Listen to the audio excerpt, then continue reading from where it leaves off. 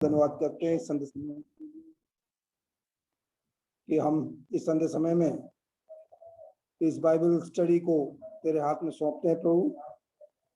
जुड़े हुए सभी विश्वासी जनों को, भाइयों बहनों को, उपस्थित जनों को हम तेरे हाथ में सौंपते हैं। तेरा अनुग्रह, तेरी बुद्धि, ज्ञान, समझ तो हमें देना। उस बाइबल स्टडी के द्वारा मार्कोस 10 अध्याय जब तेरे दास मुनि भाई जब देते हैं तो उस आत्मिक धन के बारे में जो हमारे बीच में जब उस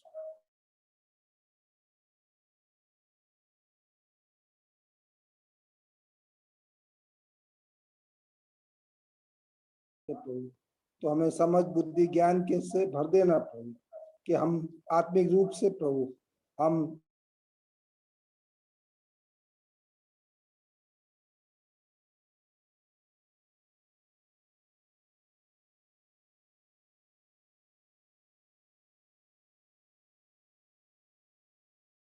सुरक्षित रखते हुए प्रभु हम तेरे से विनती करते हैं कि तू हमें अनुग्रहित कर। तेरी दया, तेरी करुणा में बनाए रखना प्रभु।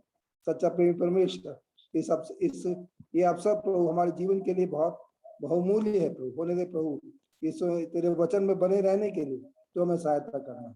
वो प्रभु तेरा अनुग्रह तेरे दास पर और सारे जनों पर बना रहे। इस आशीष अनुग्रह के लिए हम विनती करते हैं। नम्रता दीनता के साथ प्रभु तेरे सम्मुख आते हैं। सहायता करना प्रभु। हर बात को तेरे हाथ में सौंपते हैं। यीशु मसीह के नाम से मांगते हैं, आमीन। Thank you uncle. आज हमारे बीच में प्रभु के दास घासी और उड़ीसा से हमारे साथ जुड़ा है। आप सब आपको इस मीटिंग में स्वागत है। प्रभु के दास घासी और उनके सिस्टर और उनके पत्नी प्रीति और सिस्टर रूबी आज हमारे बीच में हमको गाने में लीड करेंगे। उनको इस समय सौंपते हैं। उसके बाद प्रभु के दास सैमुअल बी थॉमस मोनी भाई वचन से शेयर करेंगे। सबको जय मसीह। हम हिंदी गाना गाएंगे। कब आएगा हे यीशु मालिक मेरे, कब आएगा, कब आएगा हे यीशु मालिक मेरे, कब आएगा। आशा भरपूर देखता हूँ, वायदे का बाजता हूँ। आशा भरपूर देखता हूँ, वायदे का बाजता हूँ। तूने कहा मैं शीघ्र आने वाला हूँ, हे प्रभुआ तूने कहा मैं शीघ्र आने वाला हूँ, हे प्रभुआ। सफर मेरा पूरा जो हो जाएगा, पहुंचूंगा मैं। सफर मेरा पूरा जब हो जाएगा, पहुंचूंगा मैं। पाने उस तेजवान मुकुट को, इनाम जो मेरे श्रम का। पाने उस तेजवान मुकुट को, इनाम जो मेरे श्रम का। तूने कहा मैं शीघ्र आने वाला हूँ, हे प्रभुआ तूने कहा मैं शीघ्र आने वाला हूँ, हे प्रभुआ ये दुनिया है ईश्वर मेरे विपरीत हमेशा है। ये दुनिया है ईश्वर मेरे विपरीत हमेशा है। सेवा में लगा रहता हूँ, तेरे ही बात जोता हूँ। सेवा में लगा रहता हूँ, तेरे ही बात जोता हूँ। तूने कहा मैं शीघ्र आने वाला हूँ। हे प्रभुआ तूने कहा मैं शीघ्र आने वाला हूँ। हे प्रभुआ इच्छा मेरा उस समय पूरा होगा जब मिलूंगा। इच्छा मेरा उस समय पूरा होगा जब मिलूंगा। कितना प्यारा होगा मिलन, जैसे दुल्हन दुल्हन का। कितना प्यारा होगा मिलन, जैसे दुल्हन दुल्हन का। तूने कहा मैं शीघ्र आने वाला हूँ। हे प्रभुआ तूने कहा मैं शीघ्र आने वाला हूँ। हे प्रभुआ। Thank you.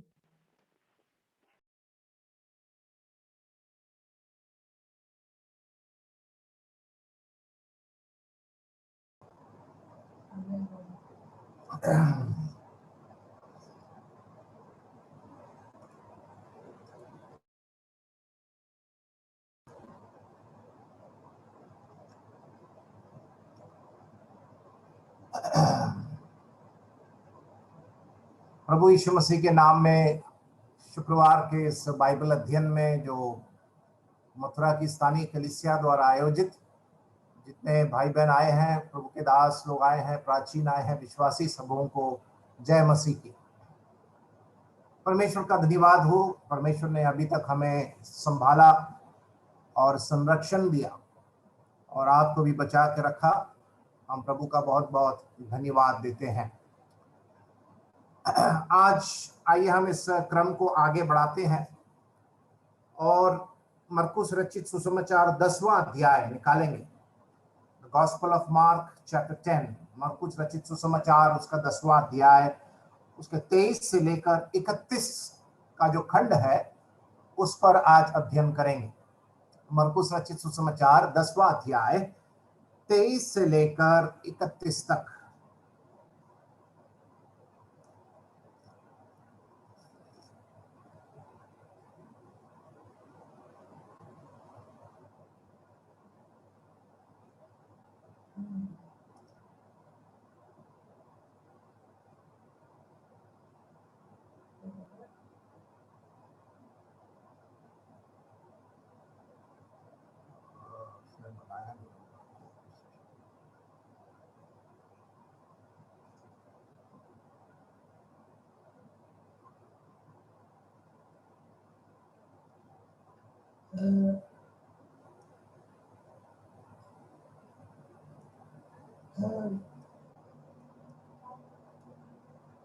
कोई पढ़ने के लिए नहीं है?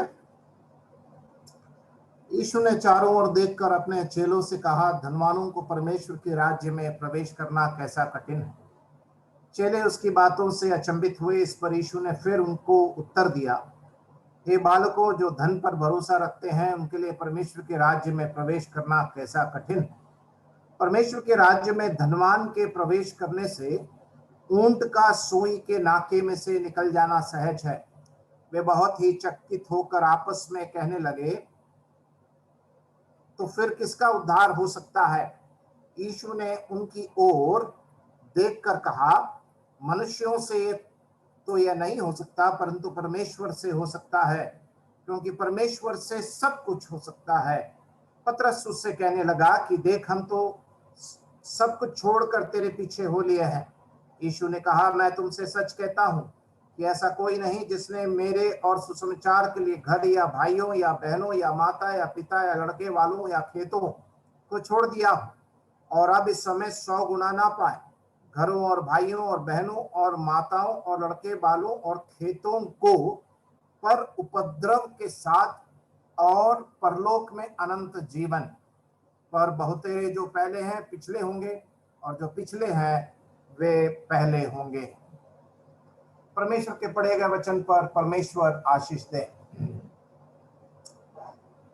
आज जिस भाग को हमने पढ़ा है, इस भाग को हम मत्ती रचित सुसमाचार उसके 19वें अध्याय 23 से लेकर 26 तक भी पढ़ते हैं। 27 और 31 भी है वहां पर। और लूका रचित सुसमाचार उसके 18वें अध्याय में भी हम इस भाग को पढ़ते हैं। तो मत्ती, मरकुस और लूका, ये तीनों, जिसको हम साइनॉप्टिक गॉस्पेल्स बोलते हैं, समतुल्य सुसमाचार, मतलब जो हर घटना को समतुल्य तरीके से मत्ती और मरकुस और लूका ने लिखा है। तो मत्ती में भी ये घटना है, मरकुस 10वें अध्याय में है, मत्ती में 19 में है, और लूका 18वें अध्याय में ये घटना और ये जो उपमा है प्रभु यीशु मसीह की शिक्षा हम पाते हैं। इस भाग को हम 2 भागों में बांटते हैं। पहला भाग है 23 से लेकर 27 तक। ये पहला भाग हम अध्ययन करेंगे। इसका शीर्षक होगा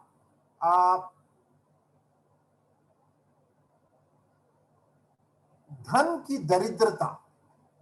धन की दरिद्रता 23 से लेकर 27 तक का जो उपशीर्षक है धन की दरिद्रता, और उसके बाद हम 28 से लेकर उसके 31 तक जो है वो, उस पर हम दरिद्रता से हम कैसे धनवान हो गए, द रिचेस ऑफ पॉवर्टी, दरिद्रता से धनवान बनना। और आज का जो पूरा 23 से लेकर 31 तक का जो मुख्य शीर्षक वो है आत्मिक धन। परमेश्वर के वचन में परमेश्वर धन को कैसे समझाया है, किस परिप्रेक्ष्य से हमें धन को देखना है और धन की सीमा क्या है, धन को बाइबल में प्रभु यीशु मसीह ने कैसे समझाया, यह है आज का हमारा विषय।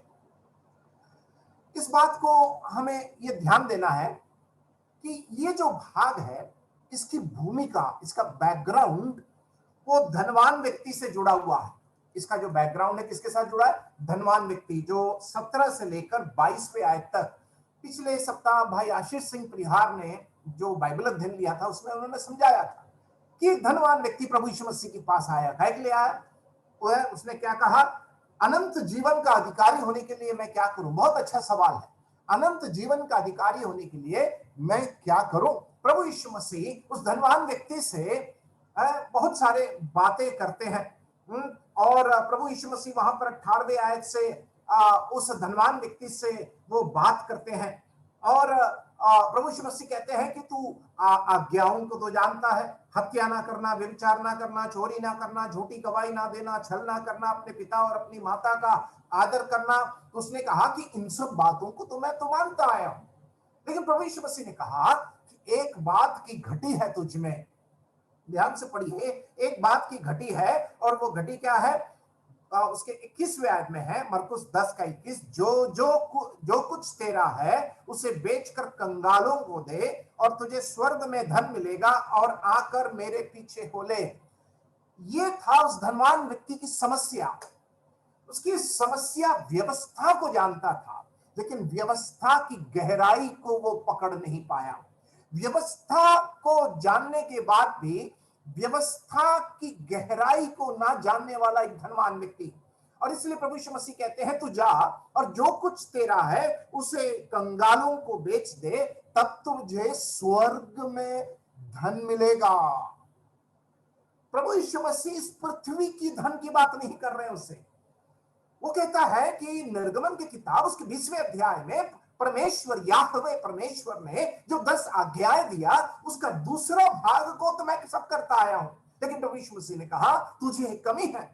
वो कमी क्या है कि तेरे पास जो धन है संसार का उसको बेचकर कंगालों को दे दे, तब तुझे स्वर्ग में धन मिलेगा। और इसलिए उसने क्या कहा, और उसके बाद वो कहता है कि फिर आकर मेरे पीछे हो ले। उसके 22वें आयत में एक बात लिखी गई है, मरकुस 10 का 22। इस बात से उसके चेहरे पर उदासी छा गई। क्यों? उस व्यक्ति के लिए, धनवान व्यक्ति के लिए धन ही उसका धरोहर था। उस धनवान व्यक्ति के लिए धन ही उसका आश्रय था। उस धनवान व्यक्ति के लिए धन ही उसका घमंड था। उस धनवान व्यक्ति के लिए धन ही उसका ईश्वर था। धनवान व्यक्ति के लिए धन ही उसका आराधना था।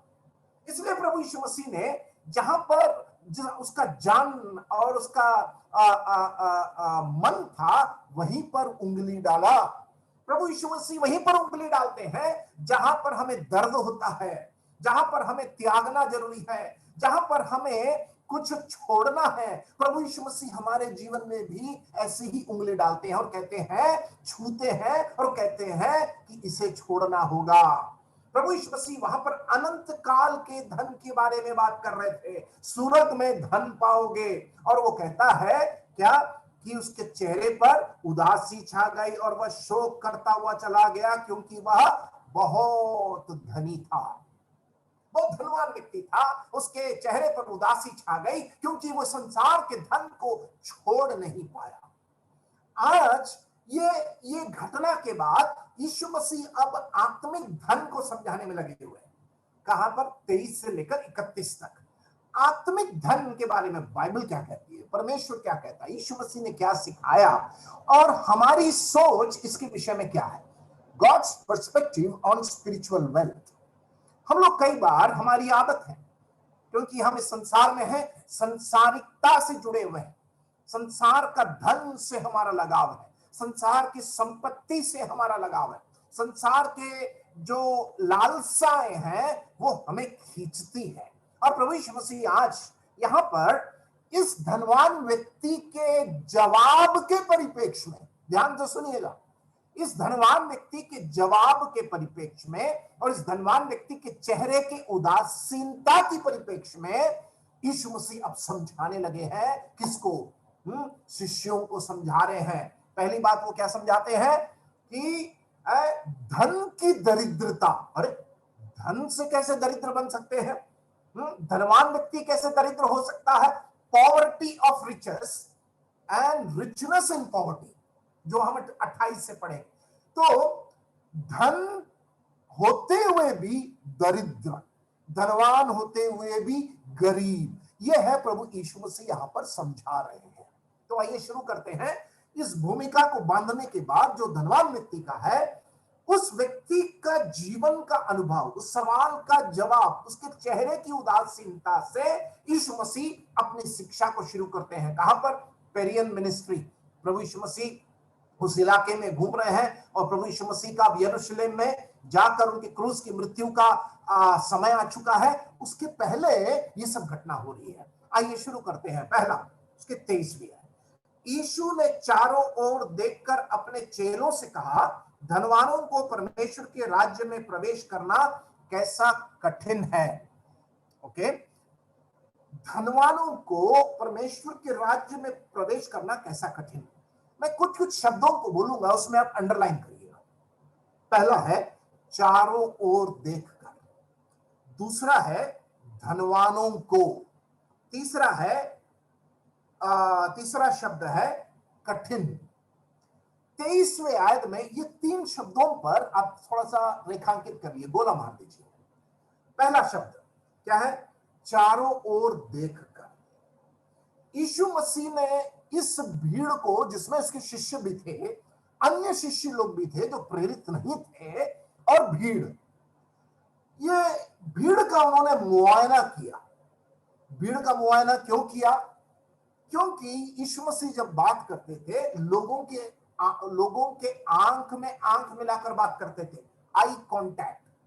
जब संदेश देते हैं, प्रचार करते हैं, शिक्षा देते हैं, भीड़ को संबोधित करते हैं, तो ये एक नियम है, एक निर्देश है कि आप लोगों के आंख में देखकर बात करिएगा, तभी आपकी बात बहुत निश्चयता के साथ, कन्विक्शन के साथ लोगों के दिल को छुएगा। कभी कभी हम बात करते हैं आसमान में देखकर, कुछ लोग जमीन में देखकर बात करते हैं, कुछ लोग इधर उधर देखकर बात करते हैं। वो बात करने का तरीका नहीं है। बात करने का सही तरीका एक व्यक्ति के आंखों में देखकर बात करना, आई कांटेक्ट। यीशु मसीह भीड़ों को चारों ओर देखकर बात किया।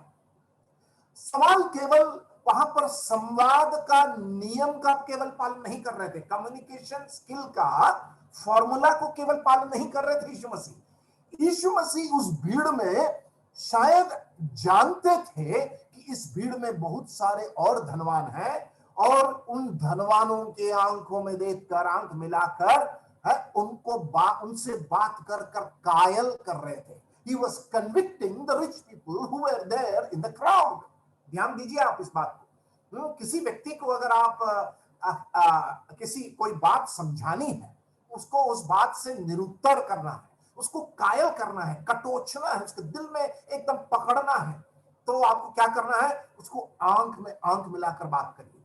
आप सही है, वो गलत है, तो आपको सीधा बात करना चाहिए। यीशु मसीह उन धनवानों को जो भीड़ में थे, उनकी ओर चारों ओर देखकर वो आंखों में आंख मिलाकर बात करने लगा। दूसरा शब्द अपने चेलों से कहा, देखो लोगों की आंखों में देखा और फिर चेलों से कहा।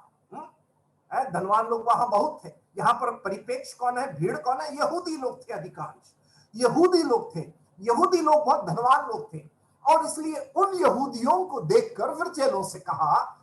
बहुत अच्छा तरीका है बात करने का, कि चेलों को भी संदेश दे रहे हैं, और उन यहूदियों में से जो धनवान थे उनको भी कायल कर रहे हैं। चेलों को शिक्षा दे रहे हैं, समझा रहे हैं, और जो वहां पर धनवान लोग थे उनको आंख में आंख मिलाकर कह रहे थे, तुम लोग गलत हो, तुम लोग धनवान होने के बाद भी गरीब हो, दरिद्र हो। ये यीशु मसीह बात कर रहे हैं। तो उन्होंने क्या कहा? चेलों से कहा, धनवानों को परमेश्वर के राज्य में प्रवेश करना कैसा कठिन है। तो प्रभु यीशु मसीह उस धनवान व्यक्ति के उस घटना से, अनुभव से इस कहानी को बिल्ड कर रहे हैं। He is building on that rich man story. और प्रभु यीशु मसीह देखने के बाद इस पेरिया की सेवा में वो आंखों में आंख मिलाकर, उन लोगों के साथ आंख मिलाकर चेलों को ये कह रहे हैं। अब यहां पर सवाल ये है कि कठिन क्यों है? Why it is hard? आपने कभी सोचा है? वो कठिन पर बोला इसलिए मारने बोला, ये बात को गहराई से सोचना है कि यीशु मसीह ने क्यों कहा कि कठिन है धनवानों को परमेश्वर के राज्य में प्रवेश करना। पहला कारण, ये जो धनवान लोग होते हैं ना संसार में, आप भी कई धनवानों को जानते होंगे, आपके पड़ोस में, समाज में, रिश्तेदारी में, इस संसार में, भारत में बहुत धनवान लोग हैं। करोड़ों करोड़ों करोड़ों अरबपति भारत में है। पहला कारण प्रभु यीशु मसीह ने क्यों कहा कि धनवानों को परमेश्वर के राज्य में प्रवेश करना कठिन है? पहला, ये धन जो है, ये धनवान लोगों को एक गलत प्रकार की सुरक्षा देती है। मेरी बात को ध्यान से सुनिएगा। ये धन जो है एक इंसान को गलत प्रकार की सुरक्षा देती है, फॉल्स सिक्योरिटी। क्योंकि धन में एक ऐसी ताकत है कि वो अपने उस धन की माया में, धन के जो शान और शौकत में इंसान को फंसा दे, और इंसान से धन कहती है तो बहुत सुरक्षित है, तो बहुत सुरक्षित है। यह है धन का भ्रम, धन की माया है, धन की अस्थिरता, धन की दरिद्रता। हम लोग सोचते हैं कि अगर पैसा आ जाए तो मजा आ जाए, पैसा आ जाए तो हम लोग सुरक्षित हो जाएंगे। मैं आज आपके इस भ्रम को दूर करना चाहता हूं कि धन जो है एक गलत प्रकार की सुरक्षा हमें देती है, सही प्रकार की सुरक्षा नहीं देती है। क्यों?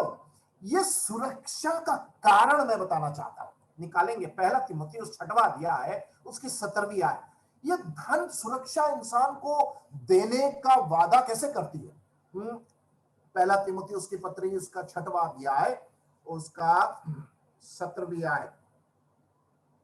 हाँ, पढ़िए। इस संसार के धनवानों को आज्ञा दे कि भी अभिमानी ना हो। पढ़ा आपने? पहला तीमुथियुस 1 तिमुथी 6:17, अभिमानी ना हो और चंचल धन पर आशा ना रखे। उसके बाद, परंतु परमेश्वर जो हमारे सुख के लिए सब कुछ बहुतायत से देता है, वो दूसरा भाग हमारे लिए है। पहला भाग धनवानों के लिए लिखा है, वो कहता है धनवानों को आज्ञा दे, लिखा है। पौलुस कहता है तीमुथियुस से, धनवानों को आज्ञा दे, कमांड द रिच पीपल। क्या करता है? वे अभिमानी ना हो। तो धन की सुरक्षा कैसे मिलती है? घमंड से, फॉल्स सिक्योरिटी। ये धन जो हमें सुरक्षा प्रदान करता है, झूठा सुरक्षा, वो कैसे प्राप्त करता है? धनवान व्यक्ति घमंडी होता है, और वो घमंड के कारण, उस घमंड के कारण वो सोचता है कि वो सुरक्षित है। मेरी बात समझे? तो सुरक्षा का कारण उसका धन से उत्पन्न होने वाला घमंड है। उसके बाद लिखा है, और चंचल धन पर आशा ना रख। चंचल धन, चंचल धन मतलब क्या है? अस्थिर, कभी भी मिट सकता है। वो अस्थिर है, दृढ़ नहीं है। मोदी सरकार ने इस चंचलता को साबित कर दिया धन का। आपको पता है, जब नोटबंदी हुआ था तो ये सरकार ने इस बाइबल के इस कथन को सही ठहराया, जहां पर ये लिखा है कि चंचल धन पर आशा ना रख। ध्यान से सुनिए। अभी मैं पिछले सप्ताह अपने घर गया था, भिलाई छत्तीसगढ़ में। सुनिए इस बात। मैं 1.5 साल बाद घर गया। 1.5 साल घर बंद था, तो मेरे माँ का जो कमरा है उसमें ताला लगा हुआ था, बेडरूम में। तो बेडरूम को जैसे ही खोला और लाइट का बत्ती स्विच ऑन किया, उसमें एक लोहे का अलमारी है। वो लोहे का अलमारी 1972 का अलमारी है, और उसके अंदर मेरी माँ के पूरे कपड़े रखे हुए हैं और कुछ कागज थे। आपको पता है बाइबल के कथन कितने सच है? मत्ती रचित सुसमाचार 6वें अध्याय में लिखा है, इस संसार पर धन मत बटोरो जहां कीड़े और मकोड़े हैं। मैं उस समय उस वचन को याद किया। ये अलमारी के अंदर पूरा दीमक घुस गया। मेरी माँ की अच्छे अच्छे साड़ी सब छेद, ऐसे मैले चितड़ों के समान ऐसे हो गया, एकदम छितड़े हो गए। करीब 4-5 साड़ी, बेडशीट, बहुत अच्छे अच्छे बेडशीट, ये सब दीमक खा गए। मैंने इसको पूरा बाहर निकालकर गर्म पानी से पूरे अलमारी को धोना शुरू किया। जैसे जैसे धोता गया, इस दीमक का लाल रंग का मिट्टी जो है ऐसा निकलने लगा। आप बताइए, लोहे के अलमारी में कभी दीमक को आपने देखा है क्या? बाहर पूरा 1 नंबर 20 गेज का लोहे के चद्दर से बना हुआ अलमारी। 20 गेज बहुत मोटा होता है, मालूम आपको? उठा नहीं पाएंगे आप उस अलमारी को। उसके अंदर दीमक जो कपड़ों में घुसकर अपना वासस्थान बनाया। तो मैंने एक आदमी को बुलाया, भाई साहब एक बात बताइए, मेरे घर में ये दीमक का ट्रीटमेंट करना। वो आया, आने के बाद क्या बोला मालूम? मैं यहाँ पर भिलाई के बहुत बड़े धनवान के घर में ट्रीटमेंट करने के लिए गया। उस समय नोटबंदी का समय था। आपको पता है उसने क्या बोला? करोड़ों रुपए पर दीमक लग गया। करोड़ों रुपए जो उन्होंने संभाल के रखे थे अपने लॉकर में, उसमें दीमक लग गया। सोच के देखो, कब से वो लॉकर नहीं खुला है, उसमें दीमक पकड़ लिया। उसके बाद वो क्या बोलता मालूम? मेरे जितने नौकर थे, ये ठेकेदार बोल रहा है, मेरे जितने नौकर है उन सब से दीमक को साफ करवाया उन्होंने नोट का। अच्छा, उसके बाद क्या हुआ? अरे भाई साहब, वही नोट लेकर मेरा मजदूरी दे दिया उन्होंने। मतलब बहुत अच्छा, आपसे साफ करवाया और आपको ही वो दीमक का नोट पकड़ा दिया। मैंने बोला आपने क्या किया? अरे मैं जाकर पूरा पानी में डाल दिया उसको। एक बकेट लिया, ये पूरे 500 के नोट, 1000 के नोट सब पानी में डाल दिया और उसके बाद उसको छत में सुखा दिया। 2 दिन चौकीदारी किया। बताओ, बोला कितने का बिल बना था? बोला 2.5 लाख का बिल बना था। 3 बार मैंने दिमाग का ट्रीटमेंट किया और ये 2.5 लाख वो पूरा पुराना नोट मेरे को पकड़ा दिया। मतलब बहुत अच्छा, बहुत अच्छे धनवान है। ये है संसार में धन बटोरने का परिणाम। और ये धन जो है ये एक गलत प्रकार की सुरक्षा देती है भाई साहब। आप अगर सोचते हैं कि ये धन आपको सुरक्षा देगा, इस भ्रम से आप बाहर निकल जाइए। आपको ये धन कभी भी सुरक्षा नहीं देगा। आप उस माया जाल में फंसते जाएंगे, आप और धन बटोरते जाएंगे, आपकी संतुष्टि और संतृप्ति कभी नहीं आएगी और आप ये सोचेंगे कि मैं करोड़ों का मालिक और करोड़ों के पैसों के ऊपर बैठा हूं। क्षण भर में ये सब कीड़े मकोड़े दीमक पकड़कर ये सब बर्बाद हो जाएगा। प्रभु यीशु मसीह सबसे पहले कहते हैं कि ये धन एक गलत प्रकार की सुरक्षा देती है। आइए निकालते हैं हम नीति वचन उसका 18वां अध्याय उसका 23वीं आयत। नीति वचन उसका 18वां अध्याय उसकी 23वीं आयत। Proverbs chapter 18:23। Proverbs chapter 18 and देखिए धनवान का स्वभाव लिखा है। निर्धन गिड़गिड़ा कर बोलता है, निर्धन गिड़गिड़ा कर बोलता है, परंतु धनी कड़ा उत्तर देता है। कड़ा उत्तर क्यों देता है धनवान? घमंड के कारण, पैसे की ताकत के कारण वो कड़ा उत्तर देता है। नीति वचन 28 निकालिए। Proverbs 28 28वां अध्याय उसकी 11वीं आयत। देखिए क्या लिखा है। धनी पुरुष अपनी दृष्टि में बुद्धिमान होता है। हाँ, धनवान है, अपनी दृष्टि में बुद्धिमान है, ध्यान दीजिएगा, अपनी दृष्टि में बुद्धिमान है होता है, परंतु समझदार कंगाल उसका मर्म बूझ लेता है। देखिए समझदार कंगाल उसका मर्म, किसका मर्म? उस धन और धनवान होने का मर्म वो बूझ लेता है और कहता है कि ये सब माया है। तो इस प्रकार हम इस बात को देखते हैं कि किस प्रकार ये धन एक गलत प्रकार का एक भ्रम, एक सुरक्षा देते। याकूब की पत्री निकालिए उसका 2रा अध्याय। याकूब भाई साहब क्या कहते हैं? याकूब कहता है 2रा अध्याय, याकूब की पत्री उसका 2रा अध्याय 1 से लेकर 4 तक। यहां पर इस धन का परिणाम अगर कलीसिया में आ जाए उसके बारे में याकूब लिखा है। देखो यहां पर क्या लिखा है। हे मेरे भाइयों, हमारे महिमा युक्त प्रभु यीशु मसीह का विश्वास तुम्हें पक्षपात के साथ न हो, क्योंकि यदि एक पुरुष सोने के छल्ले और सुंदर वस्त्र पहने हुए तुम्हारी सभा में आए और एक कंगाल भी मैले कुचले कपड़े पहने हुए आए और तुम उस सुंदर वस्त्र वाले को मुंह देखकर कहा कि तू वहां अच्छी जगह बैठ, और उस कंगाल से कहो कि तू यहाँ खड़ा हो या मेरे पांव की पीढ़ी के पास बैठ, तो क्या तुमने आपस में भेदभाव ना किया और कुविचार से न्याय करने वाले ना ठहरे? देखिए कलीसिया के अंदर धन का परिणाम, हम उस धनवान और धन के औहदे के अनुसार बर्ताव करते हैं। धनवान को बोलते भाई साहब आप ऊपर बैठिए और कंगाल को बोलते भाई साहब आप नीचे बैठिए। ये हमारी स्वभाव है। याकूब उस स्वभाव को वहां पर लिखता है। तो सबसे पहले इस बात को हमें देखना है कि ये धनवान जो होते हैं वो घमंडी होते हैं, पैसे की चंचलता को नहीं जानते हैं, और ये धन और घमंड एक साथ चलता है।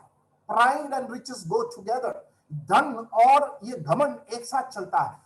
और ये लोग, ये धनवान लोग अपने काबिलियत और सक्षमता पर बहुत ज्यादा भरोसा करते हैं। उनकी सक्षमता, पैसे कमाने की सक्षमता और पैसा बटोरने की सक्षमता और धनवान होने की सक्षमता पर वो बहुत ज्यादा वो भरोसा करते हैं। एक और चीज आप धनवानों के बारे में देखा होगा, वो कभी भी किसी भी चीज के लिए तरसते नहीं है। धन के सिवाय किसी चीज के लिए उनकी जीवन में कमी नहीं होती है। They are not desperate people, क्योंकि उनके पास संसाधन की कोई कमी नहीं। वो तो भारत के ऐसे कुछ धनवान लोग हैं जो द्वीप और महाद्वीप को खरीद ले, इतने धनवान लोग हैं। खुद के एरोप्लेन है उनके पास, खुद के एयरक्राफ्ट है, जो नई दिल्ली, बंबई जैसे बड़े बड़े एयरपोर्ट में इन धनवानों के एरोप्लेन और एयरक्राफ्ट और हेलीकॉप्टर खड़े रहते हैं। समझ गए, इनके खुद के होते हैं, वो अपने ही एरोप्लेन में घूमते हैं। ऐसे धनवानों के विषय में परमेश्वर कहता है कि इनकी सुरक्षा झूठी है, फॉल्स सिक्योरिटी। और हम सोचते हैं कि धनवान लोग बहुत आराम से सोते हैं, इनको क्या कमी है, गाड़ी में घूमते हैं, घोड़ों पर घूमते हैं, हवाई जहाज पर उड़ते हैं, राजमहल में रहते हैं, वहां पर भी दीमक होता है, इनके लॉकर में घुस जाते हैं और इनके धन को खराब कर देते हैं। तो पहली बात यीशु मसीह ने क्यों कहा कि धनवान को परमेश्वर के राज्य में प्रवेश करना कठिन क्यों है? क्योंकि ये धन की भ्रम और धन की झूठी जो सुरक्षा है उस पर बहुत भरोसा करते हैं। दूसरी बात, हम ये कठिन यीशु मसीह ने इसलिए कहा क्योंकि इनका स्वभाव संसार से चिपके रहने का होता है। They are bound to be with the world. इनका स्वभाव जो है संसार से चिपके रहने का होता है। हम जानते हैं मत्ती रचित सुसमाचार उसका 6वां अध्याय, उसका 21वां अध्याय निकालेंगे। मत्ती रचित सुसमाचार उसका 6वां अध्याय, उसकी 21वीं आयत। हाँ, क्योंकि जहां तेरा धन है वहां तेरा मन भी लगा रहेगा। जहां तेरा धन है वहां तेरा मन भी लगा रहेगा। 20वीं आयत पढ़िए जरा। क्या पढ़ते हैं? अपने लिए स्वर्ग में धन इकट्ठा करो, स्वर्ग में धन इकट्ठा करो, जहां ना तो कीड़ा, ना कोई कीड़ा और ना काई बिगाड़ते हैं, और जहां ना चोर ना सेंग लगाते और ना चुराते हैं। उस कीड़े में हर प्रकार के कीड़े आ जाते हैं। ना चोर सेंग लगाते हैं और ना काई बिगाड़ते हैं। इसलिए प्रभु यीशु मसीह कहते हैं इस पहाड़ी उपदेश में, इस पृथ्वी पर धन इकट्ठा ना करो। इसका मतलब यह नहीं कि हमें धन कमाना नहीं है। देखिए, धन कमाना और उसका इस्तेमाल करना और धन को इकट्ठा करना, ये दोनों अलग अलग बात है। पर प्रभु यीशु मसीह ने कहा कि हमें कमाई करनी है, हमें अपना पेट पालना है, परिवार का देखभाल करना है, हमें नौकरी करना है, हमें पैसे कमाना है, लेकिन वो पैसे में हमारा जो सुरक्षा हमारा उसमें नहीं होना चाहिए, हमारा मन उसमें नहीं होना चाहिए। ये धन एक तात्कालिक संसाधन है, इस नजरिए से इसको इस्तेमाल करिए।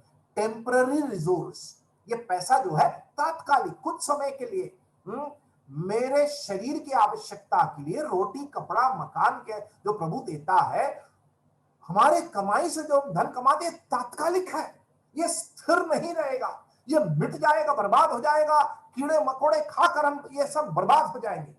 ये तात्कालिक है। इसलिए प्रभु यीशु मसीह ने कहा जहां तेरा धन होगा वहां तेरा मन होगा। तो हमारा धन कहां पर है और हमारा मन कहां पर है? यीशु मसीह यहां पर समझा रहे हैं कि धनवान लोग क्या है, संसार से वे चिपके रहते हैं।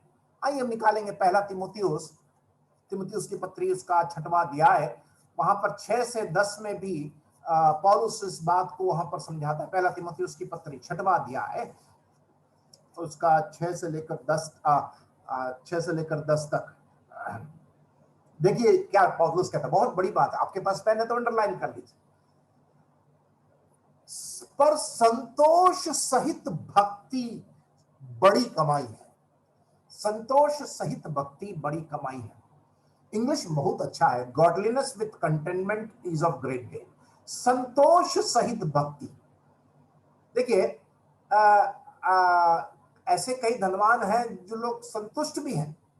ऐसा नहीं है कि सभी धनवान संतुष्ट नहीं है। कुछ ऐसे बहुत ही चंद धनवान होते हैं जो संतुष्ट होते हैं, लेकिन वो उनके अंदर भक्ति नहीं है, बाइबल की भक्ति नहीं है उनके अंदर। बाइबल में कहती है संतोष के साथ सहित भक्ति सबसे बड़ी कमाई है। हम लोग सोचते हैं कि पैसे कमा ले तो सबसे बड़ी कमाई है, बंगला बना ले तो सबसे बड़ी कमाई है। भाई साहब, इस महामारी में कुछ भी स्थिर नहीं है। आज हिमाचल प्रदेश का खबर सुनिए आप लोग। क्या सुना? पिछले 1 हफ्ते से सुन रहे हैं, पूरा रोड का रोड फिसलन के कारण पूरा रोड ही खिसक गया। बताइए आप, अगर रोड खिसक जाए पहाड़ में रोड खिसक जाए तो सोच के देखिए वहां की हालत क्या होगी।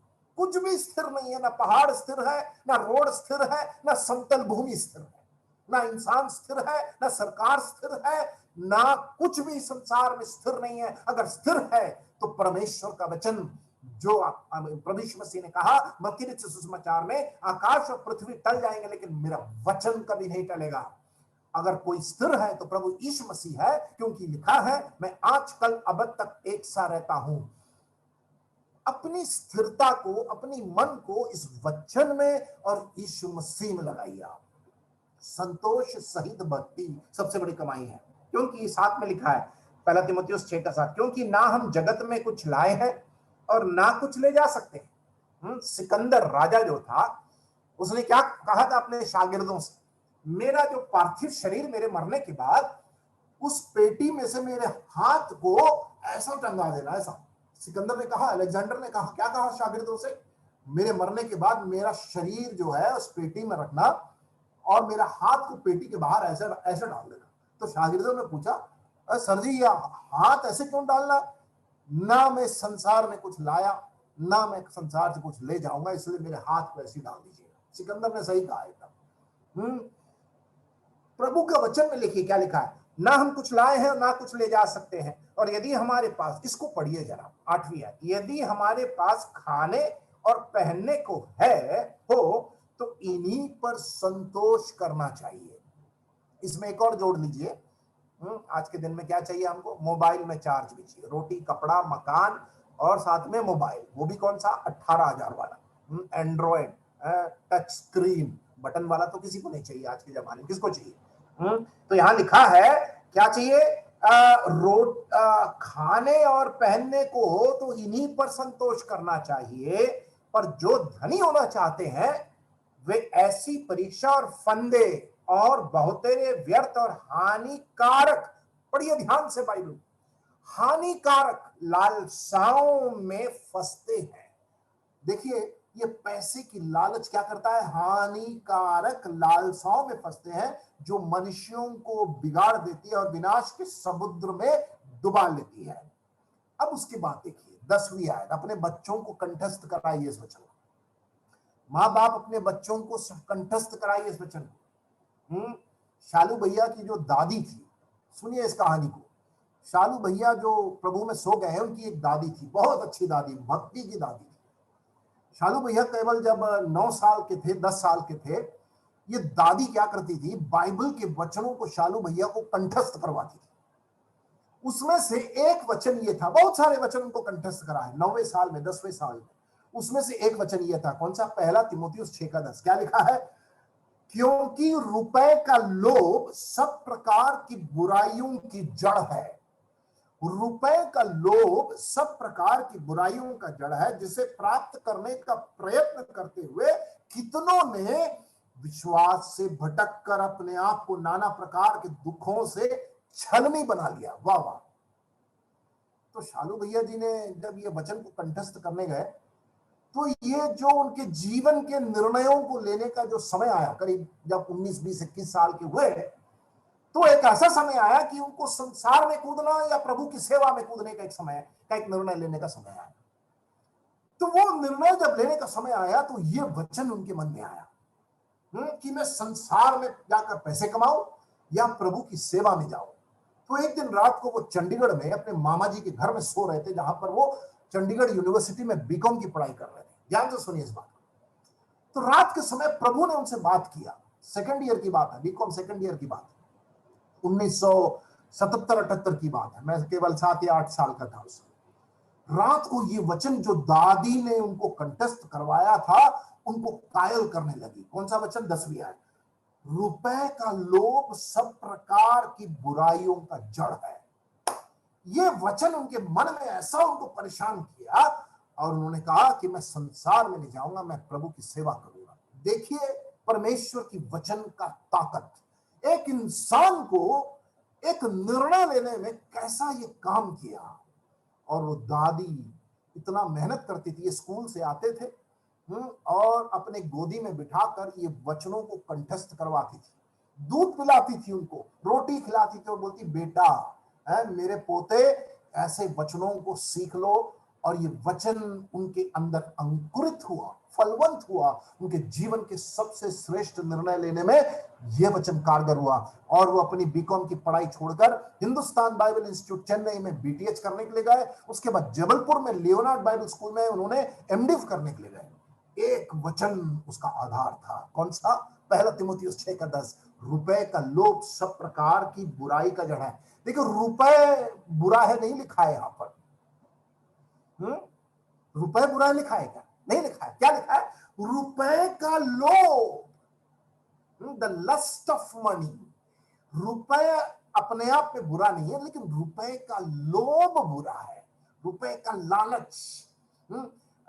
कभी कभी क्या होता है कि पैसा जब आने लगता है ना, तो ऐसा लगता है कि और आ जाए और आ जाए और बटोर ले और बटोर ले, है। तब आपको क्या याद करना है? 6वीं आयत, संतोष सहित भक्ति सबसे बड़ी कमाई है। संतृप्ति, संतोष सहित भक्ति सबसे बड़ी कमाई है। तो प्रभु यीशु मसीह इसीलिए कहे क्या कि धनवानों को परमेश्वर के राज्य में प्रवेश करना बहुत कठिन है। तीसरा कारण कठिन क्यों है? तीसरा कारण, 2 कारणों को हमने देखा। पहला, ये गलत प्रकार की सुरक्षा देती है। दूसरा, ये संसार से इनको चिपका देता है। तीसरा, ये धनवान लोग स्वार्थी होते हैं, दे आर सेल्फिश पीपल। आप कभी धनवान को देखिए कैसे गरीब के साथ वो कैसे देखता है, कैसे उसको अपने जूते के नोक में उसको रखता है। वो बहुत स्वार्थी होते हैं। वे अपने स्वयं की लालसा, स्वयं का मजा, स्वयं का आनंद पर ज्यादा ध्यान देते हैं। और इसीलिए लाजर और धनवान की कहानी आप जानते हैं। लूका रचित सुसमाचार 16वें अध्याय उसके 19वें आयत को निकालिए। ये जो धनवान था वो क्या किया? लूका रचित सुसमाचार 19वां अध्याय 16वां अध्याय उसकी 19वीं आयत, माफ करना, लूका रचित सुसमाचार 16वां अध्याय उसका 19, एक ही आयत को मैं पढ़ना चाहता हूं। उस धनवान के बारे में वहां पर क्या लिखा है? धनवान की आदत देखो क्या है। एक धनवान मनुष्य था तो बैजनी कपड़े और मलमल पहनता और प्रतिदिन सुख विलास और धूमधाम के साथ रहता था। मलमल कपड़े और बैजनी कपड़े और प्रतिदिन सुख विलास और धूमधाम के साथ रहता था। कल मैं हमारे मथुरा के एक कपड़े की दुकान में गया, एक शर्ट खरीदने के लिए गया था और मैं उस दुकान में हमेशा जाता हूँ और मेरा एक सेल्समैन है जो व्यक्तिगत रूप से वो मेरी आवश्यकता जो है कपड़े की वो वहां पर निकाल कर दिखाता है। बड़े मजे की बात है, कल की घटना है। उन्होंने एक भाई साहब है वहां पर, वो कहते हैं, भाई साहब ये मथुरा के जो चौबे लोग होते हैं, ये मथुरा के जो पंडित लोग होते हैं, यहाँ के जो ब्राह्मण लोग होते हैं, मैं उनका टेस्ट आपको बताना चाहता हूँ। उनका टेस्ट, वो कैसे कपड़े पहनते हैं, मथुरा के चौबे लोग कैसे कपड़े पहनते हैं। वो एक शेल्फ से एक कपड़ा निकाला उन्होंने और ये जो कुर्ता है ना, ये कुर्ता का कॉलर में पूरे बूटे लगे हुए हैं, मोतियां लगी हुई है, पूरे हाथ में मोतियां लगी हुई है, पूरे ये जो पट्टा है कुर्ते का सब में मोतियां लगी है। और वो मेरे चेहरे को देख रहा था, उसको दिखाकर मेरे चेहरे को देख रहा था। मेरे को बड़ा अजीब सा लगा वो मोतियों को देखकर और मलमल के उस कपड़े को देखकर। भाई साहब मैं समझ गया आप इसको पसंद नहीं करें, आपकी टेस्ट को मैं जानता हूं। ये मथुरा के चौबे लोग पहनते हैं और आप जो कपड़े पहन रहे हैं ना, ये फॉर्मल शर्ट, ये चौबे लोग नहीं पहनेंगे। क्यों? क्योंकि ये लोग बहुत धनवान होते हैं। इनके जो कपड़े होते हैं, इनके ये जो धनवान है ना, यहाँ जो लिखा लूका रचित 16वां अध्याय 19वें आयत में, तब मेरे दिमाग में आया यार वो धनवान भी तो ऐसी था, बैजनी वस्त्र मलमल पहनता और प्रतिदिन सुख विलास और धूमधाम के साथ रहता था। देखिए धनवानों को जरा देखिए, करीबी से इनका अध्ययन करिए जरा। ये अपने स्वयं के शरीर, स्वयं की लालसा, स्वयं का अहम, स्वयं का इच्छा, इनको पूरा करने के लिए इस पूरा धन को लुटा देते हैं। आपको विश्वास नहीं होगा कि ये लोग कैसे अपने पैसों को खर्च करते हैं। तो इसलिए प्रभु यीशु मसीह ने कहा कि धनवानों का परमेश्वर के राज्य में, परमेश्वर के राज्य में प्रवेश करना कठिन है, असंभव है नहीं कहा प्रभु यीशु मसीह ने। कहा क्या? असंभव है नहीं कहा, क्योंकि बहुत सारे धनवान प्रभु परमेश्वर के राज्य में प्रवेश किए। कठिन है, इट इज डिफिकल्ट, असंभव नहीं कहा, ऐसा नहीं कहा प्रभु यीशु मसीह ने, कहा कि कठिन है। तो 23वीं आयत मरकुस में आ जाए, वहां पर इस प्रकार प्रभु यीशु मसीह उनको समझाते और कहते हैं कि धनवानों को परमेश्वर के राज्य में प्रवेश करना कैसा कठिन है। ठीक, अब उसके 24वें आयत में हम आते हैं। 24वें आयत में पढ़ते हैं, चेले उसकी बातों से अचंभित हुए। ये चेले इसके साथ 2 साल से घूम रहे हैं, यीशु मसीह की शिक्षाओं से अभी अचंभित हो ही रहे हैं। Still they are getting surprised. मजे की बात है, 2 साल हो गया, कफरनहूम में थे, गलील में थे, पेरिया में थे, अब जा रहे हैं यरूशलेम में, क्रूस का वो सफर प्रभु यीशु मसीह के साथ कर रहे हैं। चेले इस बात को सुनकर अचंभित हुए। इस पर यीशु ने फिर उनको उत्तर दिया, हे बालकों, देखो चेलों को कैसे संबोधित कर रहा है, हे बालकों, जो धन पर भरोसा रखते हैं उनके लिए परमेश्वर के राज्य में प्रवेश करना कैसा कठिन है। ध्यान दीजिए, यीशु मसीह फिर दोबारा उसको उठाकर क्यों बोले। 24वीं आयत में 23 में बोल दिया, 24 में फिर क्यों बोला। संदर्भ को ध्यान रखिए, यहूदी लोग हैं। यहूदी लोग सोचते थे कि धन मिलना और धनवान होना परमेश्वर का अनुग्रह है, परमेश्वर की आशीष है, divine blessing for Jewish people. और यहूदी लोग अगर धनवान है तो इसका मतलब है बलिदान के लिए, चढ़ावे के लिए एकदम अच्छा बछड़ा, अच्छा जानवर, एकदम निर्दोष बकरा, एकदम ताजा पौष्टिक एक अच्छा वो बलिदान के लिए वो ला सकते हैं, क्योंकि गरीब लोग ये वो नहीं कर सकते। तो मतलब जो जितना धनवान उतना बड़ा चढ़ावा, उतना बड़ा बलिदान। तो ये यहूदी लोग सोचते थे कि हमारा तो धनवान होना परमेश्वर की आशीष है, और जो बीमार है वो परमेश्वर का वो क्या बोलते हैं श्राप है उसके ऊपर। हम तो खट्टे खट्टे, और यहूदी लोग सोचते हैं हम तो धनवान, ये तो प्रभु की आशीष है। ऐसे बहुत सारे विश्वासी लोग भी सोचते हैं हम लोग धनवान हैं तो हम परमेश्वर की आशीष है। भाई साहब, शैतान भी धन दे सकता है, जरूरी नहीं कि हमारा धन जो है वो परमेश्वर की आशीष से मिला है। शैतान भी एक इंसान को, विश्वासी को धनवान बना सकता है।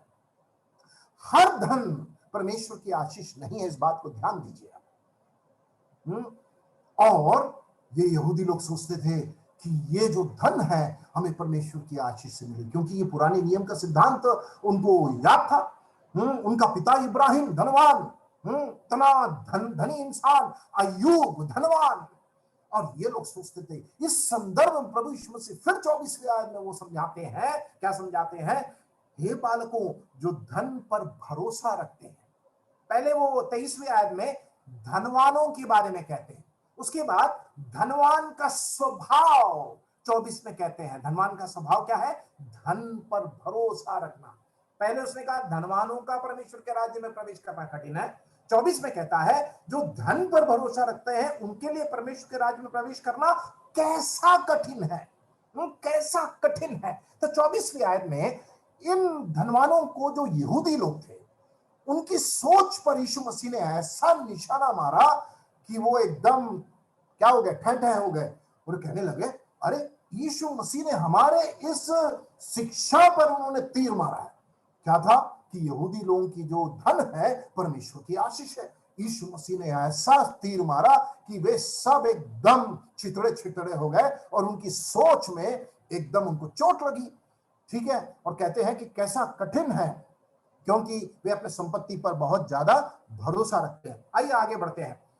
25वें आयत, परमेश्वर के राज्य में धनवान के प्रवेश करने से ऊंट का सुई के नाके में से निकल जाना सहज है। यीशु मसीह और थोड़ा गहराई से समझाने लगे।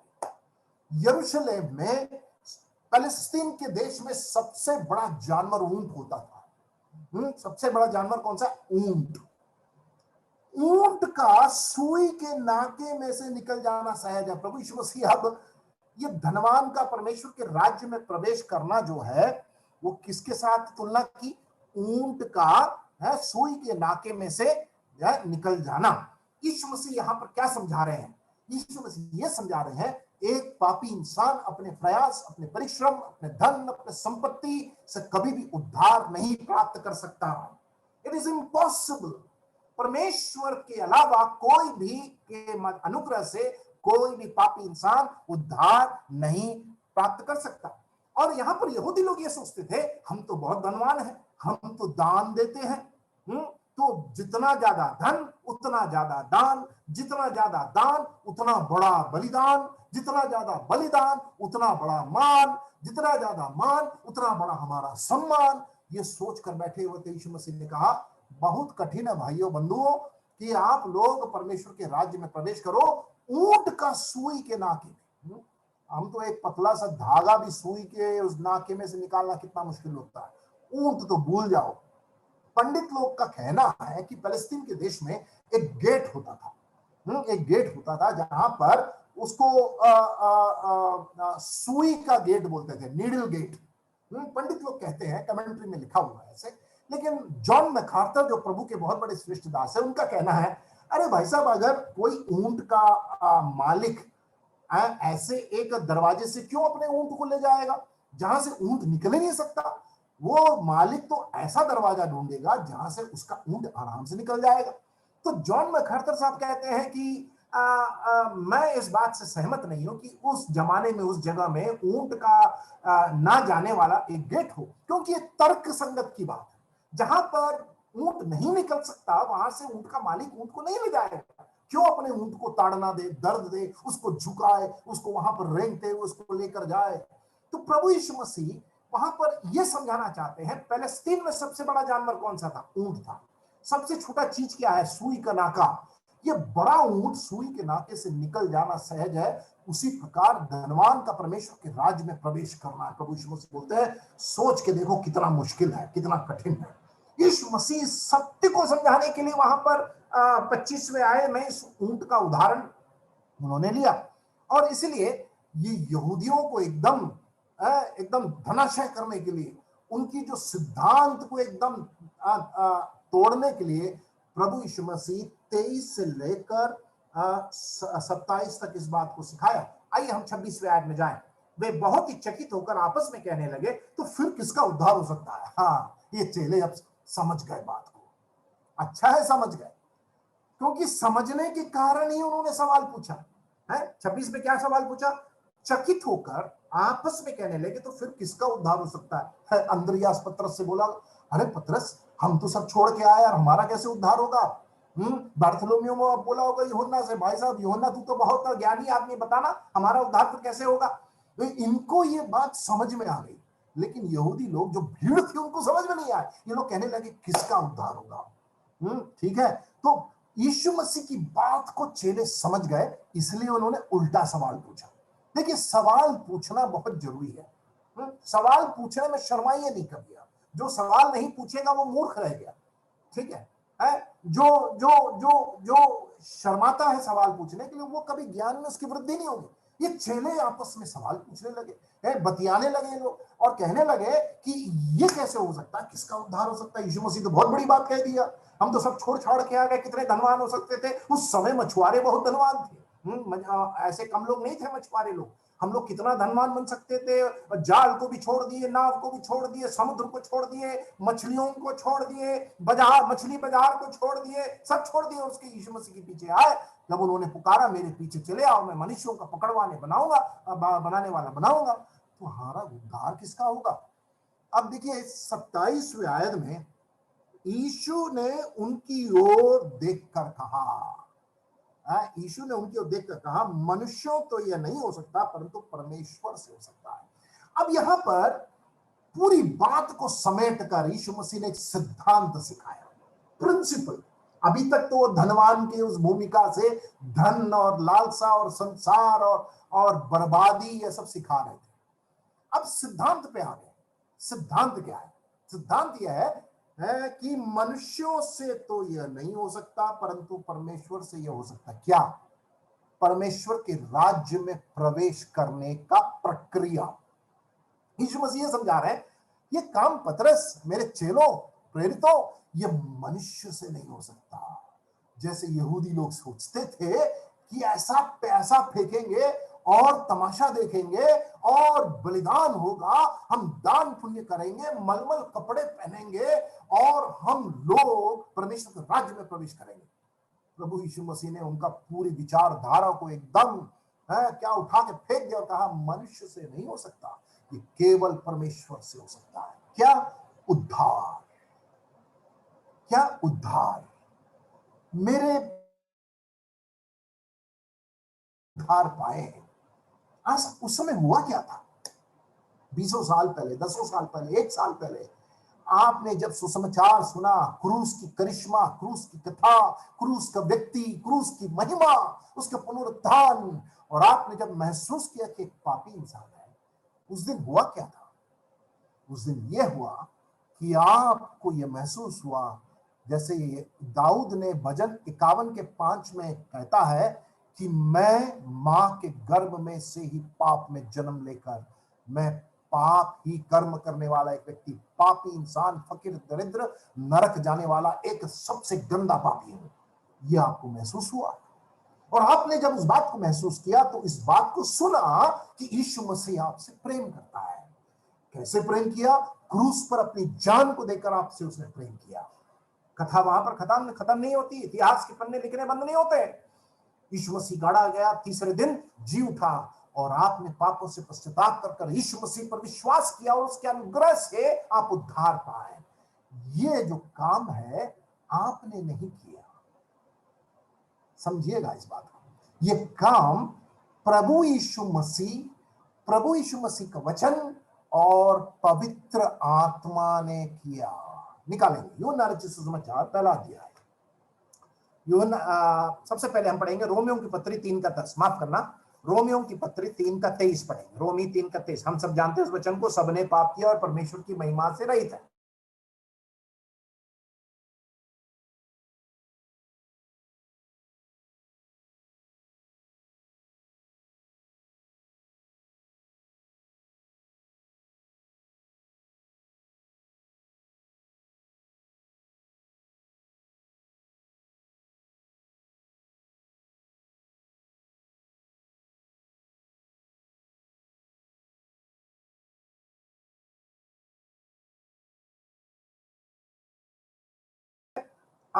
मनुष्य अपने अपराधों और पापों के कारण मरा हुआ इंसान, शरीर जिंदा है लेकिन आत्मा मरा हुआ है। यह आत्मा जो मरी हुई है वो कभी भी ईश्वर का खोजी नहीं हो सकता। हमारी आत्मा पाप के कारण मरी हुई है, आत्मा परमात्मा से दूर है, और इसलिए रोमी 3 का 23 में पढ़ते हैं, परमेश्वर की महिमा से रहित हो गए, दूर है, एक दरार आ गया है, एक बहुत बड़ी खाई आ गई। क्यों? पाप के कारण। किसने किया? आदम। हम कैसे पापी हुए? क्योंकि हम आदम की वंशावली से आरोपित रूप से पापी हैं, और इस पाप की अवस्था प्रभु यीशु मसीह ने अपने आरोपित धार्मिकता से जो विश्वास करते हैं उनके उस पाप के अवस्था से छुड़ाकर उनको क्या बना दिया? धर्मी बना दिया, पवित्र बना दिया, अपना बेटा और बेटी बना दिया। अब निकालते हैं यूहन्ना रचित सुसमाचार, उसका पहला अध्याय पढ़िएगा। इसको ये निकालना बहुत जरूरी है, निकालिए यूहन्ना रचित सुसमाचार पहला अध्याय, उसकी 12वीं आयत और 13वीं आयत। यूहन्ना पहला 12 और 13। परंतु जितनों ने उसे ग्रहण किया, जितनों ने क्या किया? ग्रहण किया, उसने उन्हें परमेश्वर के संतान होने का अधिकार दिया। बाइबल ही एक ऐसा ग्रंथ है उद्धार की निश्चयता देता है, the guarantee of salvation. Bible ही उद्धार की गारंटी देता है। आप दूसरे धर्मों को तुलना कीजिए, कोई भी धर्म एक व्यक्ति को जीते जी उद्धार मिल सकता है उसका गारंटी नहीं दे सकता है, केवल बाइबल देता है। बोलो जय मसीह की।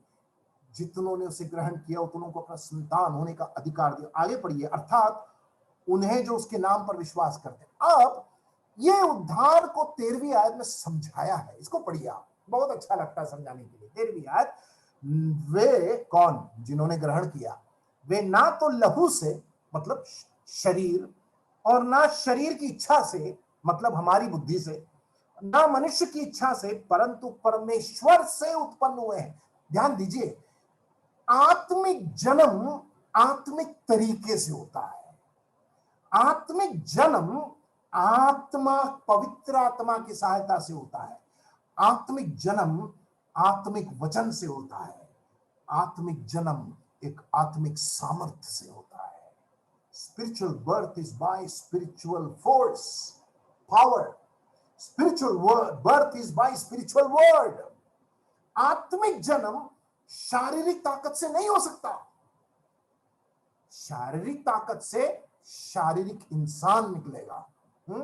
जिस प्रकार एक पुरुष के सहायता के बिना एक बच्चा पैदा नहीं हो सकता, उसी प्रकार आत्मा की सहायता से बिना सहायता से आत्मिक जन्म भी नहीं हो सकता। तो उद्धार, मैं क्या समझा रहा हूं? उद्धार उद्धार मेरे कोई बुद्धि ज्ञान समझ सामर्थ्य और इच्छा और निर्णय से नहीं हुआ। ये परमेश्वर का काम, परमेश्वर के वचन का काम, परमेश्वर के पवित्र आत्मा का काम, परमेश्वर का सामर्थ का काम। इसीलिए इफिसियों की पत्री इसके दूसरे अध्याय उसके 8वें आयत में हम क्या पढ़ते हैं? इफिसियों की पत्री दूसरा अध्याय उसके 8वें आयत, क्योंकि विश्वास के द्वारा अनुग्रह ही से तुम्हारा उद्धार है। और उसके बाद देखिए क्या पढ़ा, तुम्हारी ओर से नहीं, परमेश्वर का दान है। तो इसका मतलब हमारा जो विश्वास था उद्धार पाने के समय, वो विश्वास भी हमारा नहीं था, वो विश्वास भी परमेश्वर का दान था कि हम उस क्रूस पर विश्वास कर पाए। अब समझ में आया ये उद्धार की प्रक्रिया कैसे होती है, द प्रोसेस ऑफ सैल्वेशन। हमने कुछ नहीं किया, हमने सुना और हमारे हृदय में विश्वास किया और मुंह से अंगीकार किया। वो करने के लिए भी किसने मदद किया? पवित्र आत्मा। क्यों? हमारी आत्मा तो मरी हुई थी, हमारी आत्मा तो मरी हुई थी, शरीर पाप में डूबा हुआ था, जन्म से पापी, कर्म से पापी, और जा रहा था पापी उस नरक में, शैतान के गुलाब, श्राप, दंड, मृत्यु, न्याय और क्रोध से बचाकर हमें उस उद्धार की प्रक्रिया में लाकर हमें नया संतान, बेटा और बेटी होकर उस स्वर्ग के राज्य में जन्म दिलवाया, परमेश्वर के राज्य में प्रवेश कराया। ये समझा रहे थे प्रभु यीशु मसीह वहां पर, मनुष्य से नहीं हो सकता, ये परमेश्वर से होता है। अब आप सोच के देखिए प्रभु यीशु मसीह ने इसलिए निकोदेमुस से क्या कहा, यूहन्ना रचित सुसमाचार तीसरा अध्याय, जब तक एक पापी व्यक्ति जल और आत्मा से ना जन्म ले तब तक वो उद्धार परमेश्वर के राज्य में प्रवेश नहीं कर सकता। वहां पर जल बपतिस्मा नहीं है, जैसे हमारे कुछ भाई बंधु लोग सिखाते, अरे भैया हो तू डुबकी ले ले, बपतिस्मा ले ले, तभी स्वर्ग का राज्य में जाएगा। वहां पर जल बपतिस्मा नहीं है। बाइबल में जल परमेश्वर के वचन को दिखाता है। तीतुस की पत्री से जोड़कर उसे पढ़ाना बहुत जरूरी। यूहन्ना 15 अध्याय में जल के स्नान, जल से शुद्धिकरण, तो परमेश्वर का वचन जल है। परमेश्वर का वचन जल है, आत्मा वहां पर पवित्र आत्मा है। तो वचन और ये पवित्र आत्मा, ये दोनों कार्यरत होकर मेरी मरी हुई आत्मा को जिलाकर परमात्मा से मिलाकर मेरा नाम जीवन की पुस्तक में लिखकर मुझे पापी के दर्जे से, औहदे से हटाकर पवित्र और धर्मी का वो नाम मेरे ऊपर लिखकर परमेश्वर मुझे अपना बेटा बनाता है, बेटी बनाता है। यीशु मसीह ये समझा रहे थे। चेले कहने लगे, पतरस, अरे किसका उद्धार होगा? अगर यीशु मसीह ऐसा बोलते हैं सुई के नाके से ये सब कहेंगे तो हमारा क्या होगा? अब समझ में आया? अब हम 28वें आयत में आते हैं, मरकुस रचित सुसमाचार उसका 10वां अध्याय उसके 28वें। अब यहाँ पर 28 से लेकर 31, और मैं उसके बाद समाप्त करूंगा, 28 से लेकर 31 दूसरा खंड। अभी तक हम क्या देख रहे थे? धन की दरिद्रता। अब हम देखने जा रहे हैं 28 से 31, दरिद्रता से हम कैसे धनवान बन सकते हैं। सीधा उल्टा। अरे आप बोलेंगे दरिद्रता से कैसे धनवान हो सकते? दरिद्र तो दरिद्र होता है, गरीब तो गरीब होता है। भाई साहब, ये बाइबल का जो फॉर्मूला है, यीशु मसीह की शिक्षा संसार की शिक्षा से उल्टा होता है। यीशु मसीह कहते हैं जो संसार के दृष्टिकोण में धनवान है वो गरीब है, और यीशु मसीह कहते हैं संसार के दृष्टिकोण में जो गरीब है वो मेरे नजर में धनवान है। समझ गया? तो इसका मतलब आप जिन्होंने यीशु मसीह पर ग्रहण किया, आप उसके नजर में बहुत धनी हैं। जेब में फूटी कौड़ी नहीं होगी, कोई बात नहीं, बैंक पूरा खाली, कोई बात नहीं। प्रभु यीशु मसीह कहते हैं दरिद्र व्यक्ति कैसा धनवान हो सकता है। ये वर्णन बहुत मजेदार है। जैसे प्रभु यीशु मसीह अब समझाने जा रहे हैं, बात तो अभी बन रही है, क्लाइमैक्स तो अभी होने वाला है। देखते हैं 28वें। पतरस ने उससे कहने लगा कि देख, हम तो सब कुछ छोड़कर तेरे पीछे हो लिए। पतरस को थोड़ा डाउट हुआ। पतरस बोला अंद्रिया से, यूहन्ना से, बरतुलोमेव से, दूसरे शिष्यों से, प्रभु जी मत्ती रचित सुसमाचार 3 अध्याय में तूने बुलाया था ना, ये हम लोग मछली पकड़ रहे थे, तूने कहा कि मेरे पीछे आ लो। हम लोग तो तुरंत जाल, नाव, पानी, समुद्र सब छोड़ के आ गए, घर द्वार छोड़ दिया, परिवार छोड़ दिया, तूने बुलाया और हम आ गए।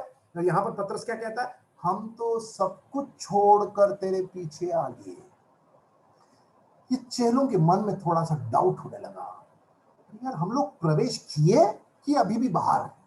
हम लोग को भी डाउट होता है ना, अरे उद्धार पाए हैं कि नहीं। कभी कभी कुछ लोग बहुत डाउट में पड़ जाते हैं, उद्धार पाने के बाद भी शंका में, अरे भाई पाप हो गया, अब उद्धार पाए, प्रवेश करेंगे या नहीं करेंगे? उद्धार नष्ट हो गया या नष्ट हो गया? भाई साहब, बाइबल ये कहती है अगर आपने विश्वास किया है, उस समय आपका उद्धार हो चुका है। बाइबल में उद्धार का जो डिमांड, नियम, निर्देश, विश्वास, मुंह से नहीं दिल से। मुंह से तो बहुत लोग बोलते हैं हम भी यीशु मसीह पर विश्वास करते हैं, मैं उसकी बात नहीं कर रहा। दिल से जिसने यीशु मसीह को ग्रहण किया, अंगीकार किया, एक बार चाहे क्यों ना हो उसका उद्धार हो गया। एक बार उद्धार हो गया, वो हमेशा के लिए उद्धार है। बाइबल में हमारा उद्धार सुरक्षित है।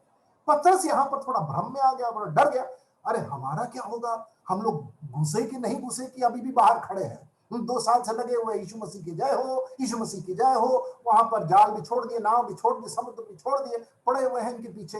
अब डाउट आ गया। अब यीशु मसीह देखो क्या इनको समझाते हैं, क्या पाठ सिखाया इनको। मेरे को बहुत अच्छा लगा ये बात, और आपको बहुत अच्छा लगेगा सुनकर। देखिए 29, यीशु ने उनके कहा, मैं तुमसे सच कहता हूं कि ऐसा कोई नहीं जिसने मेरे और सुसमाचार के लिए घर या भाइयों या बहनों या माता या पिता या लड़के बालों या खेतों को छोड़ दिया हो। यीशु मसीह क्या कह रहे हैं? पतरस, तूने जाल छोड़ दिया, नाव छोड़ दिया, समुद्र छोड़ दिया, मछली छोड़ दिया, अच्छी बात, लेकिन तूने पाया भी तो। तूने अपने माँ बाप को छोड़ दिया, मतलब उनको तिरस्कार नहीं किया। छोड़ने का मतलब है कि तूने मुझे प्राथमिकता दिया, तू मेरे पीछे हो लिया। यहां पर यीशु मसीह क्या कह रहे हैं? जब तूने सब छोड़ दिया, तब तुझे एक ऐसा परिवार मिला जिसका नाम है कलीसिया, जो हजारों की तादाद में है, और उनका प्रेम, उनका सहयोग, उनकी संगति, उनकी सहायता तुम्हें प्राप्त हुआ। यीशु मसीह यहां पर यह समझाना चाहते हैं उस 29वीं आयत से। यीशु मसीह यहां पर यह समझाना चाहते हैं, तुमने छोड़ा तो तुम्हें मिला। क्या मिला? परमेश्वर के कलीसिया का परिवार का संगति, the fellowship of the church. पूरे विश्व में ये कलीसिया की प्रार्थना की ताकत, ये कलीसिया का सामर्थ, ये कलीसिया के लोगों की सहायता और सहयोग। आपने, मेरे अजीजों में, आपने अगर अपने परिवार को छोड़ा है, आपके परिवार में मिलने वाला संपत्ति भी अगर आपको नहीं मिला है, आपको एक बात बताना चाहता हूं, आपके लोगों ने आपको तिरस्कार कर दिया यीशु मसीह के कारण, आप दुखी मत होइए। आप एक ऐसे परिवार में आए हैं जो प्रभु की कलीसिया का परिवार है। अगर आपको कोई मदद की आवश्यकता है जो आपको घर से नहीं मिल रहा है, वो आपको इस परिवार में से परमेश्वर किसी को खड़ा करेगा और इस परिवार में से वो सहायता का इंतजाम करेगा। जो इंतजाम शायद आपके घर वाले करना था, लेकिन अब नहीं कर रहे हैं क्योंकि आपने यीशु मसीह पर विश्वास किया।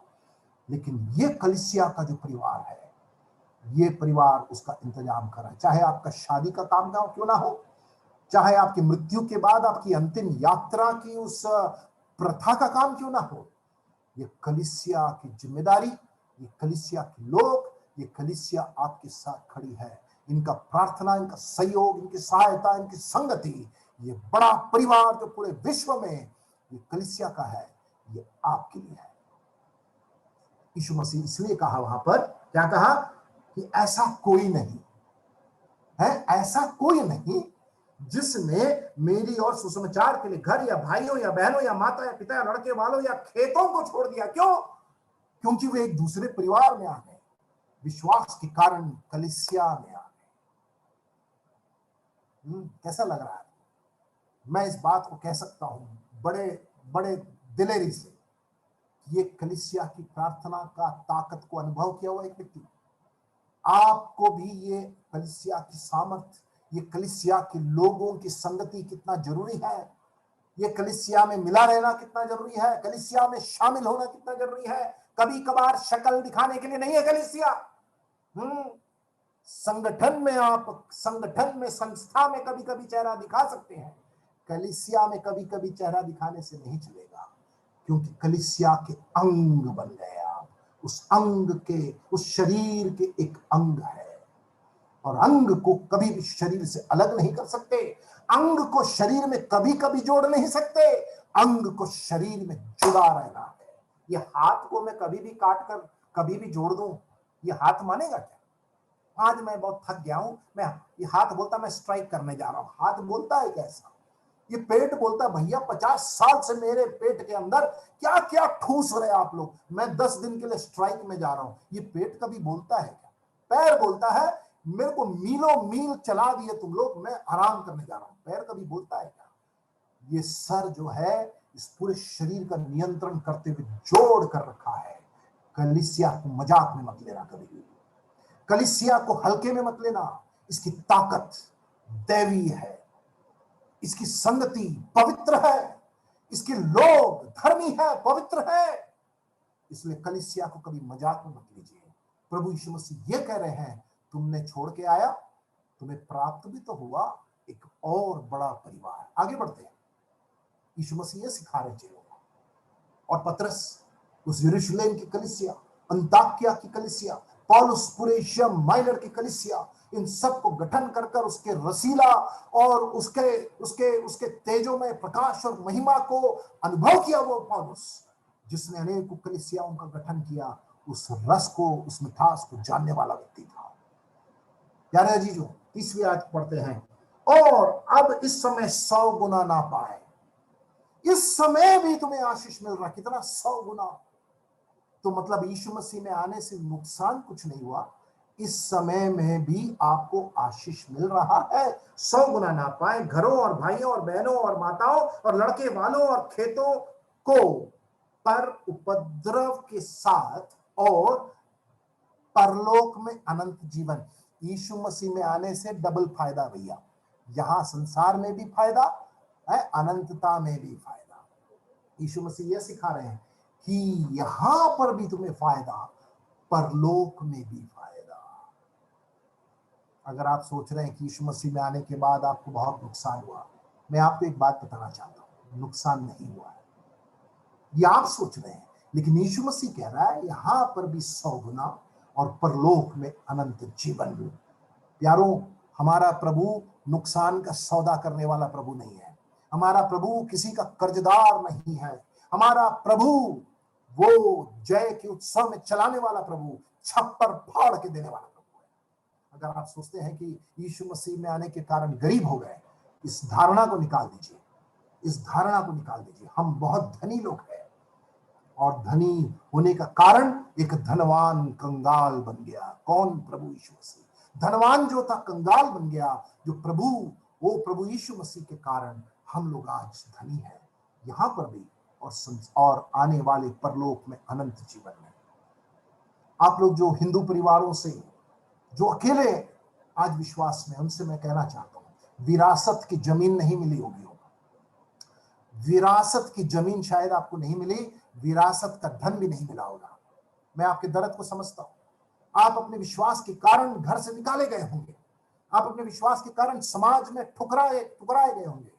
यीशु मसीह आज कहता है तुम्हें यहां पर भी मैं फायदा दूंगा और वहां पर भी फायदा। मैं अनेकों को जानता हूं जिन लोग अपने घर को छोड़कर इस यीशु मसीह के पीछे चले हैं, उनका मुंह कभी काला नहीं हुआ।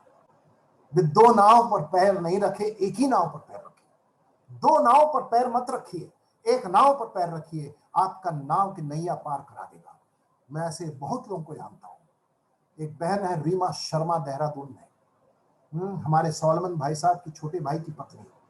आपको पता है शादी के दिन अकेले आई थी वो। ऐसे बहुत लोग होंगे। हमारी बहन ऐनी, जो हिंदू परिवार से जो लोग आए हैं, अपने घर से एक पेटी लेकर निकले थे। शादी में उनके घर से कोई नहीं आया। उनके दर्द को आप जानते हैं। आप भी सोचते होंगे मेरे शादी में मेरे घर वाले आए, विश्वास के कारण आपको निकाल दिया गया।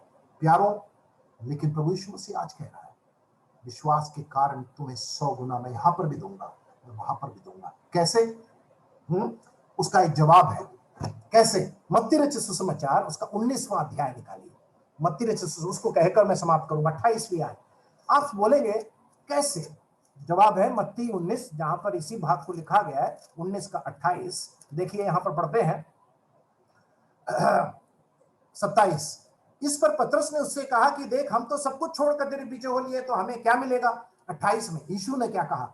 यीशु ने उनसे कहा, मैं तुमसे सच कहता हूं कि नई उत्पत्ति में, देखिए जवाब को ध्यान से पढ़िए, नई उत्पत्ति में मतलब द टाइम ऑफ रेस्टोरेशन, प्रकाशित वाक्य 20वां अध्याय और प्रकाशित वाक्य 3:15 में इसका जवाब है। जब नई उत्पत्ति बनेगी, नया यरूशलेम का गठन होगा, वो रेस्टोरेशन का टाइम है। नई उत्पत्ति में कहां गया भाई साहब? हाँ 28। नई उत्पत्ति से जब मनुष्य का पुत्र अपनी महिमा के सिंहासन पर बैठेगा, कौन सा संदर्भ है? 1000 साल का जब राज्य होगा, यीशु मसीह कह रहे हैं तुमको मैंने कैसे धनवान बनाया। क्या कहता है कि नई उत्पत्ति से जब मनुष्य का पुत्र अपने महिमा के सिंहासन पर बैठेगा, तब तुम भी जो मेरे पीछे हो लिए हो 12 सिंहासनों पर बैठकर इजराइल के 12 गोत्रों का न्याय करोगे। पतरस क्या बोला? सब छोड़कर तेरे पीछे हमें क्या मिला? यीशु मसीह ने क्या जवाब दिया? पतरस सुनना है तेरे को? यहां तो दूंगा ही मैं, और उस समय अनंत जीवन तो स्वर्ग में है ही। 1000 साल के समय यीशु मसीह राजा होकर जब न्याय करने आएगा, तुम लोग सब इजराइल के 12 गोत्रों में राज करोगे। प्यारो, हम लोगों को भी वो सौभाग्य है, प्रेरित होकर नहीं, संत लोग होकर जब यीशु मसीह के साथ इस संसार पर हम लोग राज करेंगे। यीशु मसीह ने इसलिए कहा यहां पर भी फायदा, वहां पर भी फायदा। नुकसान का सवाल तो कुछ नहीं हुआ। तो नुकसान क्या हुआ? जो बर्बाद होने वाला वही नुकसान हुआ। घर तो खत्म हो जाएगा, पैसा तो कीड़े खा लेंगे, है तो फिर नुकसान तो कुछ हुआ नहीं। जो नुकसान नहीं होता है उसको परमेश्वर ने हमें दिया, आत्मा का उद्धार, जो नुकसान नहीं हो सकता। स्वर्ग में उद्धार की सुरक्षा, जो नुकसान नहीं हो सकता। यीशु मसीह के साथ राज करेंगे, सौभाग्य। प्यारो, नुकसान क्या हुआ फिर? संसार का संसार में ही रह जाएगा, है अनंतता का अनंतता में रहेगा, और उसमें हम लोग होंगे। और आज रात के समय निराश मत होइए, आप बहुत धनवान हैं। मरकुस के उस आखिरी आयत को पढ़कर मैं समाप्त करूंगा। 30वीं आयत हो गए 31, पर बहुत तेरे जो पहले हैं पिछले होंगे, और जो पिछले हैं वे पहले होंगे। प्रभु यीशु मसीह क्या सिखा रहे वहां पर? सब बराबर हो जाएगा। हमको मालूम है ना, एक व्यक्ति ने क्या नौकरी दिया कुछ मजदूरों को, सबको उसने मजदूरी बराबर दे दिया, जो पहले आया उसको भी और आखिरी में आया। क्या सिखाया वहां पर प्रभु यीशु मसीह ने? सब बराबर हो जाएंगे। परमेश्वर हमारी सहायता करे। प्यारे अजीजों, आज इस बात को समझने के लिए कि धन की दरिद्रता और दरिद्रता में धनवान होना, धन की दरिद्रता और दरिद्रता में धनवान होना, हम किस झुंड में हैं? धन की दरिद्रता में है या दरिद्रता में धनवान हो गए हैं? कौन से झुंड में है? निर्णय करिए। दरिद्रता में धनवान रहिए, आप संतुष्ट रहेंगे, अच्छी नींद आएगी और आप बहुत आशीषित होंगे। परमेश्वरी वचनों के द्वारा हमारे आत्मिक जीवन में हमारी सोच को बदलने के लिए, हमारी परिप्रेक्ष्य को बदलने के लिए, हमारी अनंतता की उस विरासत पर ध्यान देने के लिए, हमारी उस सुरक्षा पर और सोचने के लिए, इस उद्धार की कीमत को और समझने परमेश्वर आपकी सहायता करें। एक मजबूत शिष्य, दबंग शिष्य बनने के लिए परमेश्वर आप सबको खड़ा करें। मेरी बहन, मेरे भाई, निराश मत होइए। आपने कुछ नहीं खोया, कुछ नहीं खोया। आपने पाया है, बहुत ज्यादा पाया। परमेश्वर के नाम की